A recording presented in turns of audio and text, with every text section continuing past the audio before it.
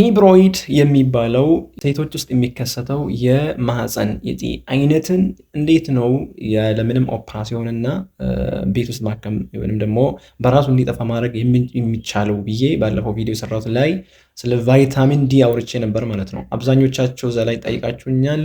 መመገብ ያለብንን እና ስራለን ስላላችሁ ነው ቪዲዮን የሰራሁት ማለት ነው። ስለዚህ ከመጀመሪያው እስከ መጨረሻ ተከታተሉ። ፊብሮይድ ወይም ደግሞ ይሄ ማህፀን እጢ ማለት ነው በብዛት የሚከሰተው ባለፈው እንዳልኳቸው 15 እስከ 45 ወይም ደግሞ ሪፕሮዳክቲቭ ኤጅ እድሜ ውስጥ ያሉ ናቸው መውለድ የሚችሉ ማለት ነው። ማለት መውለድ ካቆማችሁ ምን ይሆናል? ሜኖፖዝ ውስጥ ከገባችሁ ነገሩ በራሱ እየጠፋ ይመጣል ማለት ነው። ዋናው ምክንያትም ደግሞ አሲምፕቶማቲክ ወይም ደግሞ ሌላ ምንም ችግር ካላመጣ ኤክስፔክት ወይም ደግሞ መጠበቅ ቲዩመሩ በራሱ እንዲጠፋ ማድረግ እጢው በራሱ እንዲጠፋ ማድረግ አንዱ ህክምና ነው ማለት ነው። ያ ማለት እድሜያችሁ ከ50 በላይ ወይም ደግሞ ሜኖፖዝ ውስጥ ከገባችሁ ወይም መውለድ ካቆማችሁ በራሱ እንዲጠፋ ስለሚጠበቅ ማለት ነው። መራቅ ያለባችሁ የምግብ አይነቶች ምንድን ናቸው? ይሄም የምግብ አይነቶች መራቅ ያለባቸው የምግብ አይነቶች እጢውን የሚያሳድጉ መሆን የለባቸው ማለት ነው። ሰውነታችሁ ላይ ክብደት የሚጨምሩ መሆን የለባቸው። ስለዚህ ክብደታችሁን የሚጨምር ከሆነ ያ እጢውም የመጨመር ፕሮባቢሊቲ ስላለ ማለት ነው።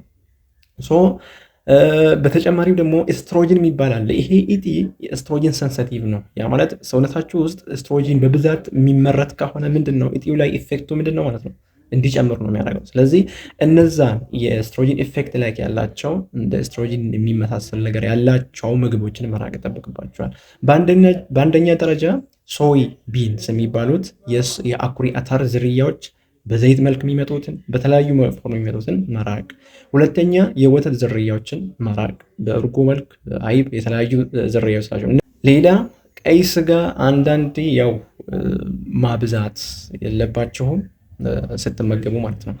ሌላ ካርቦሃይድሬት ያላቸው በብዛት አለመጠቀም፣ ስፔሻሊ ሱካር ኮንተንት ሱካር ያላቸው ማለት ነው። ካርቦሃይድሬትም እንደ ኬክ፣ ዳቦ፣ ማካሮኒ፣ ፓስታ እነዛ ኢንሱሊንን ስፓይክ የሚያደርጉ የሚጨምሩ ነገሮች ስለሆኑ ኢንሱሊን ደግሞ ሰውነታችን ክብደቱ እንዲጨምር ያደርጋል ማለት ነው። ይሄ ዳይሬክትሊ ምን ያደርጋል ማለት ነው?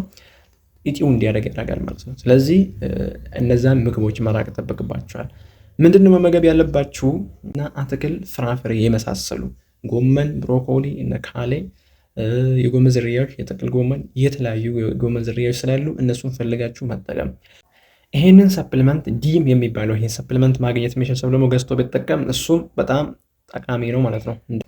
በተጨማሪም ኢንተርሚተንት ፋስቲንግ አንዳንድ ጊዜ አልፎ አልፎ መጾም። ሌላም ደግሞ ምንድን ነው ክብደታችሁ መቀነስ። ውፍረት ካላችሁ ክብደታችሁ ከፍተኛ ከሆነ ክብደታችሁን መቀነስ ይጠብቅባችኋል። ሌላ ቫይታሚን ዲ እጥረት ካላችሁ የእሱን ሰፕሊመንት መውሰድ ባለፈው እንዳልኳችሁ ማለት ነው። ይህንን ከተገበራችሁ በትክክል ማለት ነው ከዛም በኋላ አልትራሳውንድ ቼክ ትደረጋላችሁ። ቼክ አፕ አድርጋችሁ እጢው መቀነሱን መጨመሩን ማረጋገጥ ትችላላችሁ ማለት ነው። አመሰግናለሁ።